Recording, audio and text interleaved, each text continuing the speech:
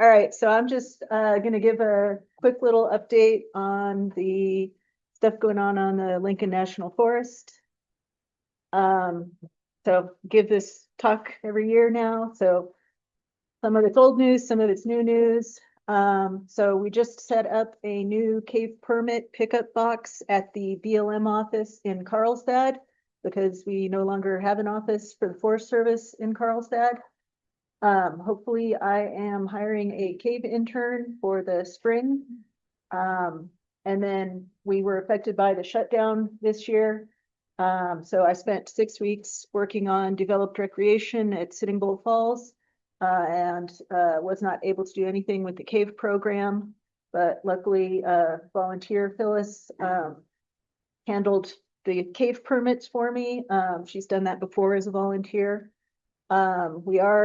There could potentially be another shutdown at the end of January. So if you want cave permits, think about it ahead of time. If I've written them before, then they're still good. But I just need to know it before it's shut down. And I do still have some, I am assigned occasionally to other projects. I'm working on the drinking water systems now. Because we've only got me and 2 fire people on our entire district. So we're all helping each other out, and then the other districts come to ours, like some recreation people will come for 2 days a month. And yeah, so then I'll just be talking general overview as well. So for those of you that are new, Lincoln National Forest has 3 districts. Smoky Bear District's up by Ruidoso, that has our largest cave, Fort Stanton. Over 7 miles are under the forest.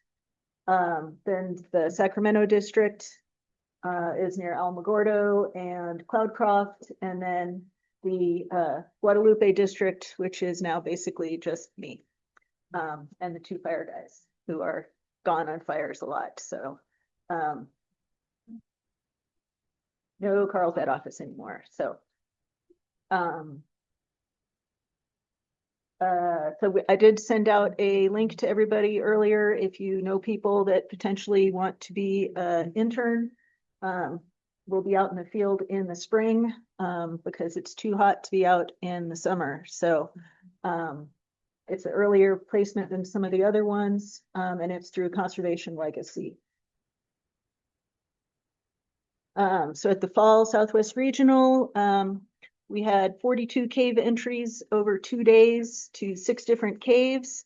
And like I said before, thanks to you, Phyllis, for handling the permits for that. So the caves of the Lincoln National Forest are not developed, and most are in a remote area requiring high clearance 4-wheel drive vehicles. This is a problem with access, so we've had less people going up there than in the far past. The roads are definitely getting worse with the UTVs running on them. And we've got about a half dozen caves that are commonly visited. And then a lot of the caves require trip leaders if they're more sensitive or technical. And you have to find those through your local grottos. And contact me, jennifer.foote@usda.gov to request permits. And if you would like one for the New Year's time, please request them early in the week because I'm going on vacation for several weeks at the end of the month. So with the trip leader training, under our management plan, many of the caves require forest approved trip leader. They're cave specific. Some of the caves require 3 trips to get approved as trip leader training, and some is just 1. And those conservation protocols better protect the cave and also the visitors to the caves. And we don't give out people's personal information as the government, so you have to, just let people know if you want to be leading trips. And if you want the trip leader training, you have to let me know. I'm not just going to automatically approve people. It needs to be like a real process where you're consciously being aware of the processes. So in fiscal year 2025, we had 144 cave permits issued. with 582 people going into the caves. And about half are recreational and half are volunteer and administrative trips. So the big heyday was there in the early 90s when they were doing over or almost 500 cave permits. And now we're down to a third of that. So, and just this is the same as last year, but we've got the fungus for white nose syndrome in Cottonwood Cave. And so far we haven't had mortalities, but we'll be checking in this winter to see how that is. And then the other two counties are on BLM that are positive. So even though we're positive, we still require decontamination before and after going into all the caves. And it is the 5 minutes at 131-degree water submersion.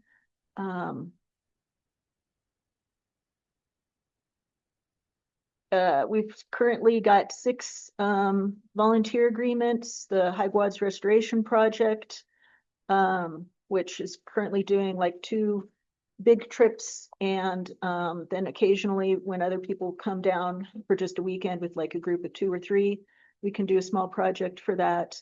We've got the Cave Formation Repair Project that you just heard about. We've got one with Pecos Valley Grotto. We've got some ridge walking projects that have been going on in the past, and then we've got a couple of large cave survey projects. So last year, that didn't get updated, or it didn't get saved after I updated it, but I think those hours are correct for this year. I just didn't update the year, but we had over 2,000 hours of volunteer work by 90 cavers. Wrong button. So one of the things I've been starting to do is try and mark some of the smaller caves and karst features with smaller caps instead of the big concrete ones that get drilled in. We can just quickly put these on there. With the LiDAR that's been published, there's been a lot of people going out and ridge walking and looking at holes, and you know, most of them are going to the same holes because those are the big ones that are showing up. So by marking them, that it'll be like, they can know that, oh yeah, someone already found this one. And I don't foresee that we're ever going to get the big brass caps on 200 caves. It's not going to happen. So by doing these smaller ones, it's easier, and I just feel like it's less impact as well. So one of the other big projects that we've been working on is we did have some wildlife interns last year. And we put in a bunch of game cameras and acoustical units to record various wildlife. We've got one of the caves, I think through the pictures, I counted 6 javelina in there. So they really like this cave now. Like I said, Fort Stanton Cave is the longest cave with over 7 miles under the forest. And we've been hearing a lot about that. One of the other things that I helped out on was the Fort Stanton orientation to cave rescue class. We had students from the Park Service, from BLM, from Lincoln Fire, Nogales Fire, Benito, and Capitan Fire. We had a classroom session, and then we went through the picnic tables, and then eventually we went underground. So that was great to get everybody to meet each other. And hopefully we're doing that every other year. And I'm not sure what that is. So with the Carlsbad area, we've been doing quarterly interagency practices. And then I'm hoping to do more cave-specific pre-plans, but I haven't had a lot of time this year to do that. And we've been documenting and replacing bolts and ropes in the caves. So one of the questions everybody, we've had some changes in people in Carlsbad and in all the cave parks around the state. So with BLM, and yeah, we all manage our cave permits differently. So BLM Carlsbad, Georgia Snyder is the new cave specialist there.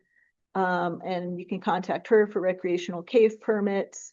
But most of the ungated caves on the BLM, you don't actually need to get a permit for. Carlsbad Caverns, as we discussed earlier, there's currently no backcountry recreation cave permits. BLM Roswell, I'll have some slides for that in a minute. And El Malpai Caves, I looked at their website and they do have a couple caves that are open in the summer, and you can find that information on their website. And well, that one didn't work out right.